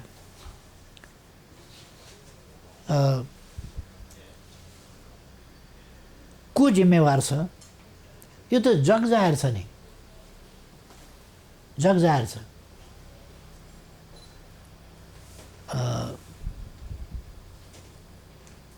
कसले पार्टी फुटायो, कसले पार्टीभित्र तमासा सुरु गर्यो, कहिले आरोप पत्र पेश गर्छन्, कहिले हरेक पटक बैठकमा आउँदा उता गुटको बैठक बसेर गुटको बैठकबाट एउटा निर्णय लिएर सञ्चार माध्यममा सधैँ पार्टीको राम्रो कुरा, सरकारको राम्रो कामको, सफलताको, राम्रा पक्षको कहिल्यै चर्चा नगर्ने, त्यो तपाईँहरूले देख्नुभएको छ। पार्लियामेन्टमा नेताहरू बोल्दा सरकारको पक्षमा नबोल्ने, विपक्षमा बोल्ने। म युएसएमा गएका बेला, अघिल्लोपल्ट पनि सरकारको विरुद्ध अविश्वास राखिएका बेला एकजनाले गीत गाएका थिए त्यहाँ रुँदै, लौ न कोही आऊ बचाइदेऊ डुङ्गा डुब्न लाग्यो भनेर। कसलाई भनेको थियो? त्यसमाथि यसपल्ट कम्युनिस्ट पार्टीको मेजोरिटीको सरकार छ, त्यसले विकासको गति लिएको छ। त्यस्तो बेलामा त्यही गीत फेरि दोहोऱ्याए, कोही आऊ लौ न डुङ्गा डुब्नै लाग्यो, कोही त आऊ माझी दाई बचाइदेऊ डुङ्गा डुब्नै लाग्यो भनेर। कम्युनिस्ट पार्टीको बहुमतको सरकार छ, तीव्र गतिले अगाडि बढेको छ। कोही आऊ भनेको के हो?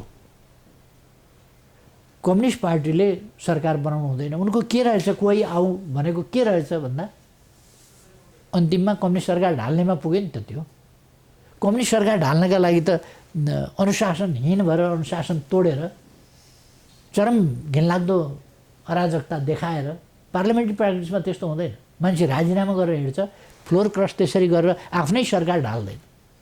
हिस्ट्रीमा छैन त्यस्तो। आफ्नै सरकार ढालेको चाहिँ हिस्ट्रीमा छैन। कुनै विषयमा मतमतान्तर गर्यो भने त्यसलाई प्रधानमन्त्रीले तत्काल कारवाही गर्छ, दलको नेताले तत्काल कारवाही गर्छ। बेलायतमा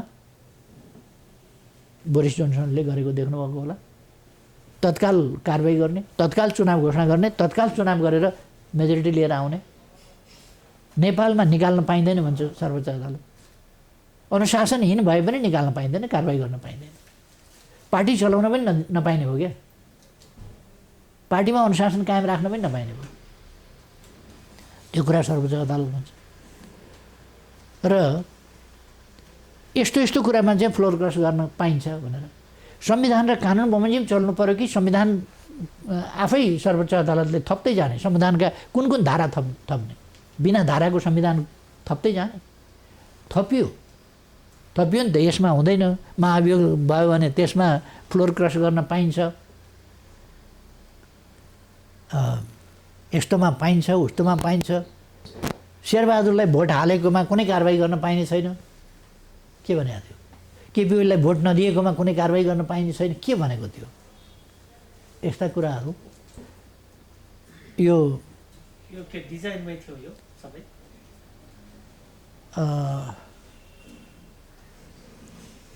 केही पनि नभइकन त बिना कारण त्यतिको ल पढेरै मात्रै न्यायाधीश हुन पाइन्छ। लको या त प्र्याक्टिस गरे आउनु पऱ्यो, बहस गरे आउनु पऱ्यो, या त न्यायाधीशमा गएर न्यायाधीशको पृष्ठभूमिबाट, करियरबाट आउनु पऱ्यो। दुईवटा बाटा छन्। हुन त अब कतिपय मान्छे यो पछि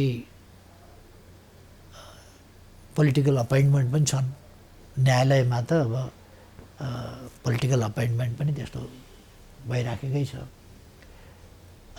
यत्तिकै त कसरी हुन्छ र त्यस्तो कुरो? संविधानमा नभएको कुरो संविधानभन्दा बाहिर गएर त्यस्तो बोल्न नबोल्नु पर्ने कुरा र कसैले नमागेको कुरा, कसैले मागेकै छैन भने नमागेको न्याय दिइरहनु पर्ने कुनै आवश्यकतै हुँदैन। तर त्यो पनि थपिदिएछ भनेपछि यत्तिकै त कसरी त्यस्तो हुन्छ र?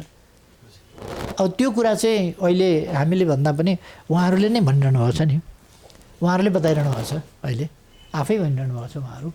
सर्वोच्च अदालतको प्राङ्गणमा भन्नुहुन्छ, सर्वोच्च अदालतको भित्र भन्नुहुन्छ, सबै ठाउँमा भनिरहनु भएको छ।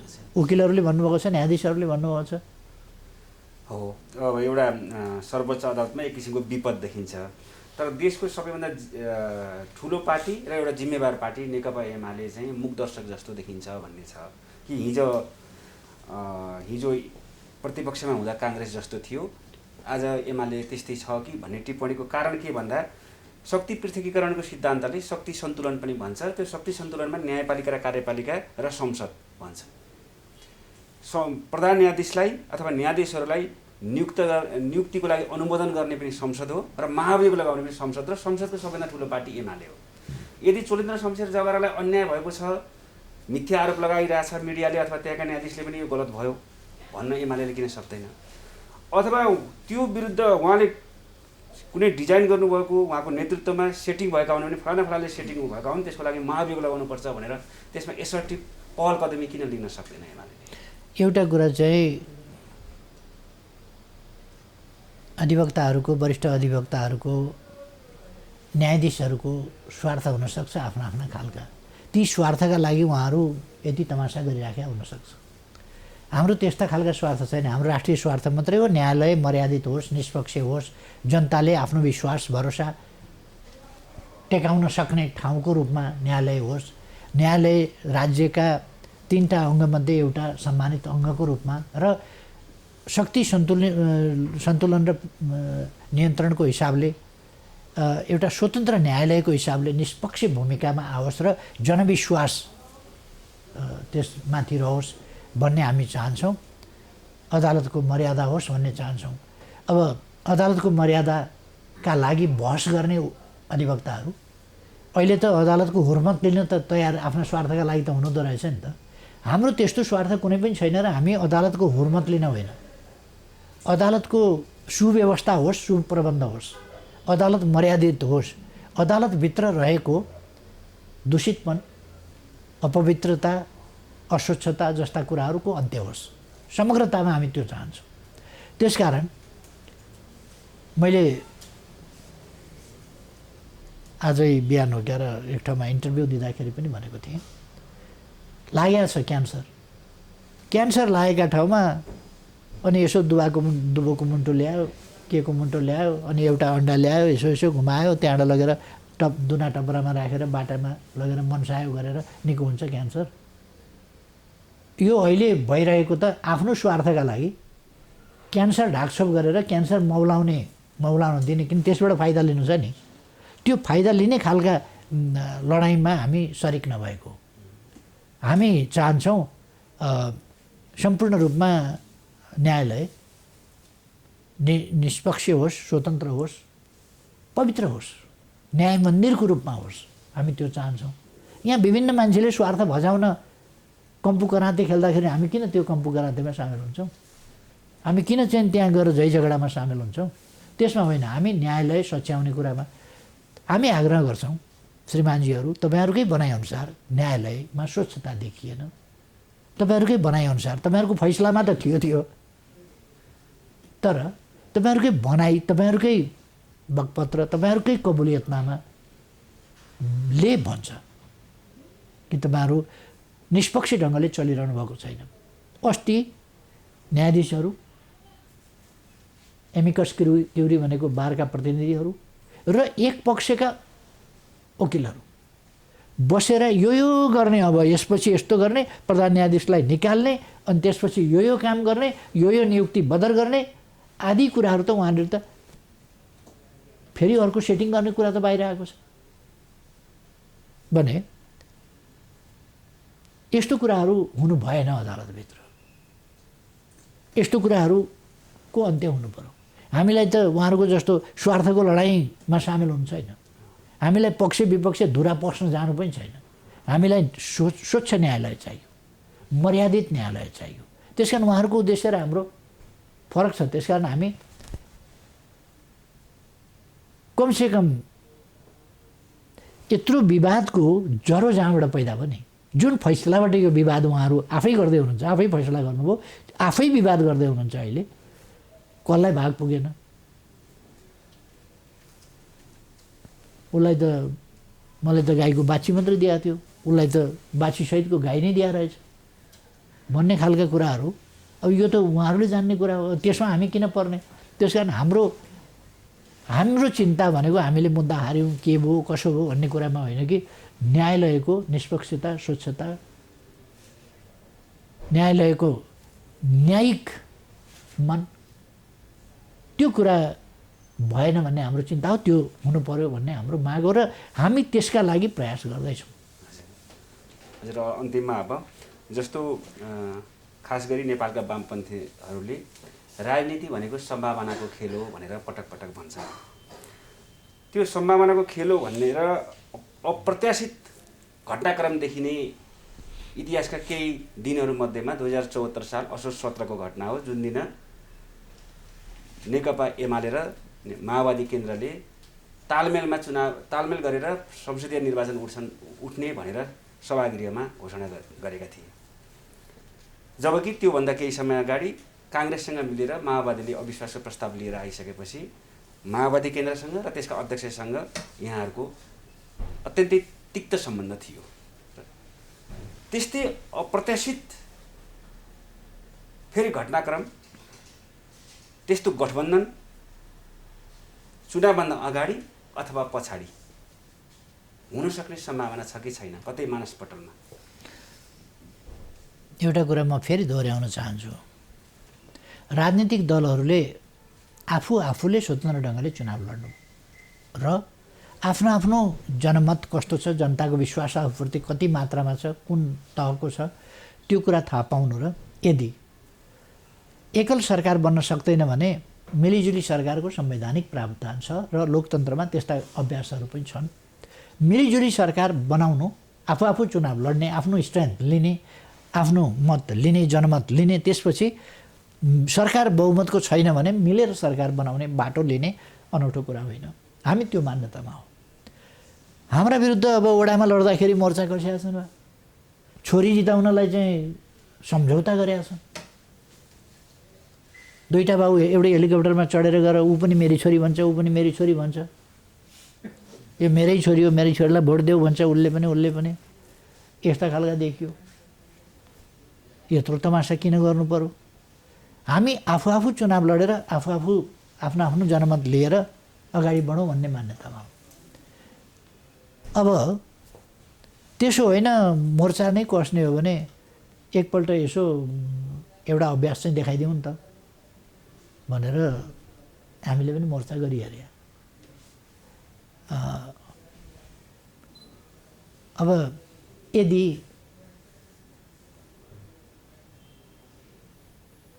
जस्तो खेलमा यहाँ हिर्काउन पाइने, यहाँ हिर्काउन नपाइने भन्ने पनि हुन्छ। हिर्काउन नपाइने ठाउँमा हिर्कायो भने, हिर्काउन नपाइने ठाउँमा हिर्काउँदा किन छेक्यो भन्ने कुरा चाहिँ हुन सक्दैन। छेक्न चाहिँ जहाँ हिर्काए पनि प्रतिपक्षले हानेपछि त्यसलाई छेक्न चाहिँ जहाँ हिर्काए पनि मिल्छ। त्यसकारण कसैले यदि छेक्ने कुरा गर्यो कुनै समयमा अनुचित प्रहार भयो भने अनुचित प्रहारलाई रोक्ने प्रयास गर्यो भने त्यसलाई अनौठो मान्नु हुँदैन। त्यो चाहिँ गलत हो भन्न सकिँदैन। प्रहार चाहिँ गलत हुन्छ, नियम विपरीतको हुन्छ। प्रहारको छेकाइ चाहिँ, प्रतिरक्षा चाहिँ नियम विपरीत हुँदैन। त्यही हो, चुनावभन्दा अगाडि र पछाडि त्यस्तै किसिमको एलायन्स बन्ने सम्भावना प्री अर पोस्ट इलेक्सन? मैले भने नि इलेक्सन हामी एक्लै लड्छौँ, स्वतन्त्र ढङ्गले लड्छौँ। किनभने हामीसँगको प्रतिद्वन्दितामा नेपाली कङ्ग्रेस छ। नेपाली कङ्ग्रेस हाम्रो प्रतिद्वन्दी हो। अरू अब चुनावी तालमेल गरिरहनु पर्ने हैसियतका छैनन्। समाजवादी सहित, माओवादी समाजवादी सहित। को समाजवादी भने? एकीकृत समाजवादी। ए त्यो अवैध गुटले त्यो नाम राखेको छ क्यारे? त्यो सम्भावना त्यस्ताहरूसँगको त कुरै नगरौँ, त्यो कुरै भएन। अरू पनि हामीले चुनावी तालमेल गर्ने स्थितिका छैनन्। हामी चुनावी तालमेल गर्दैनौँ। अनि 200 भोट लिने 404वटा सिट दिने 200 भोट लिने ठाउँमा त्यो खालको चाहिँ हामी गल्ती गर्दैनौँ। जस्तो तराईमा चाहिँ के सम्भावना छ लोकतान्त्रिक समाजवादी पार्टीसँग लोकतान्त्रिक व्यवस्थामा हामी चुनाव आफै लड्छौँ र तपाईँहरूलाई के थाहा भइराखोस् भने नि हुन त तपाईँहरू पनि हेरिराख्नु भएको होला पक्कै हेर्नुभएको छ जस्तो लाग्छ। नेपाली कङ्ग्रेस चुनावमा जान किन तयार भएन? अहिले पनि हामी चुनाव घोषणा गरेर हामी तयार छौँ भन्छौँ, अरू तयार छैन।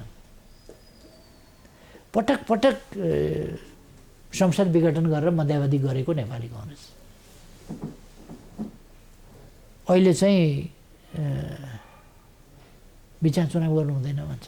अध्यक्ष यसमै नि यो जस्तो अर्ली इलेक्सनको कुरा छ नि, जस्तो काङ्ग्रेसले स्थानीय तहको निर्वाचन भन्दा पहिले सङ्घ र प्रदेशको निर्वाचन अगाडि ल्याउनुपर्छ भन्ने खालको कुराहरू सुनिन्छ बाहिर हेर्दा, के हो त्यो?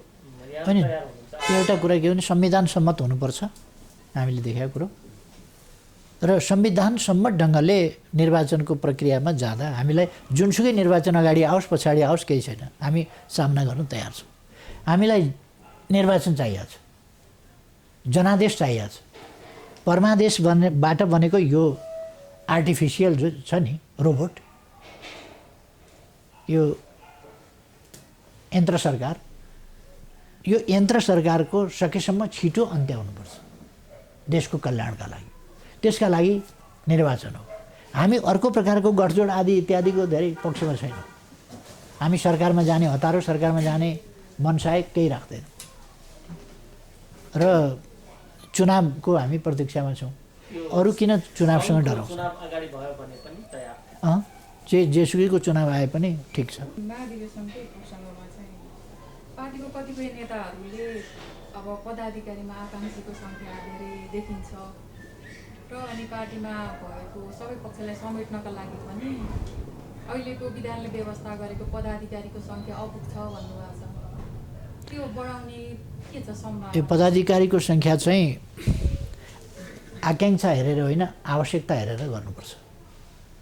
अब मान्छेका आकाङ्क्षा हेर्न थाल्यो भने सबैका चाहिँ उपाध्यक्ष हुने आकाङ्क्षा होला, सबैको अध्यक्ष हुने आकाङ्क्षा होला। अध्यक्ष हुने आकाङ्क्षा छ भनेदेखि चुनाव लडेर अध्यक्ष भयो। वास्तवमा हुनुपर्ने एउटा अध्यक्ष, एउटा उपाध्यक्ष, एउटा महासचिव, एउटा सचिव यस्तो हो। तर यहाँ त हामीले 5वटा उपाध्यक्ष राखेका छौँ। 5-5वटा उपाध्यक्ष भन्दा कि 5 दर्जन उपाध्यक्ष राख्ने, अब 7वटा सचिव राखेका छौँ। अब केन्द्रको कमिटीमा छानिए जति सबै सचिवै सचिव बनाउने, अनि महासचिव जस्तो पोस्टमा 2-3टा महासचिव तमासा हुँदैन। तपाईँको पत्रिकामा प्रधान सम्पादक कति दर्जन हुन्छन्, सम्पादक कति दर्जन हुन्छ, बिट हेर्ने होलान्, तर सम्पादक यो त्यस्तै हो। त्यसकारण व्यवस्थापन मान्छेका आकाङ्क्षा हेरेर व्यवस्थापन गर्नुपर्छ भनेर मान्छेका आकाङ्क्षालाई शान्त पार्नका लागि, तुष्टि गर्नका लागि पदहरू सिर्जना गर्ने कुरा होइन। देश हाँक्न पार्टी तयार गर्नुपर्छ, पार्टी सञ्चालन गर्न पदहरू कस्तो उपयुक्त हुन्छ त्यस आधारमा गर्नुपर्छ। कार्यकर्ताले त्यसलाई बुझ्नुपर्छ, मान्नुपर्छ। आकाङ्क्षा चाहिँ महासचिवको हुने, पद चाहिँ धेरै उपाध्यक्षतिर भयो कि भन्ने जस्तो भयो जस्तो छ। त्यो उपाध्यक्षतिर पनि वास्तवमा धेरै पद भएको छ। पछि हामी त्यसलाई सच्याउँदै जान्छौँ। यो अहिले एमाले अरू पार्टीभन्दा पहिला गर्न लागेको भएर केन्द्रीय कमिटीमा त 33% अनिवार्य भनेको छ। पदाधिकारी चाहिँ कति समावेशी हुन्छ, एमाले कति समावेशी बनाउँछ भनेर यो पार्टीकै मान्छे पनि र अरू पार्टीहरूले पनि हेरिरहेको र खास गरी महिला सबै सन्तुलन मिलाएर सबै सहभागिता यथोचित ढङ्गले राखिन्छ। सबै ठाउँमा अब केन्द्रीय कमिटी मुख्य अङ्ग हो, महाधिवेशनले निर्वाचित गर्ने मुख्य अङ्ग केन्द्रीय कमिटी हो। त्यसबाहेक अरू त चुनाव लड्ने ठाउँ हो, पदाधिकारी चुनाव लड्ने ठाउँ हो। चुनाव लडेर आइन्छ कि आइँदैन भन्ने कुरा चाहिँ त्यसमा भर पर्छ। त्यसकारण हामीले जस्तो एउटा अध्यक्षमा 33% कसरी व्यवस्था गर्न सक्छ? त्यो त सकिँदैन। त्यसो भएको हुनाले यस्ता कतिपय कुराहरू हुन्छ जहाँ चाहिँ प्रतिस्पर्धामा आउनुपर्ने हुन्छ। केन्द्रीय कमिटीमा चाहिँ हामी 33% भन्न सक्छौँ। अब अरू ठाउँमा हरेक ठाउँमा महासचिवमा 33% कसरी गर्ने, यस्तो कुराहरू चाहिँ अलिक व्यवहारिक हुँदैन। त्यसकारण 33% भन्दा बढी वा कम हुनसक्छ। हजुर, यो महाधिवेशनको यो चटारो बिचमा पनि महत्त्वपूर्ण समय दिनुभयो। यहाँलाई धेरै धेरै धन्यवाद। हाम्रो अन्तर्वार्ता यही छ।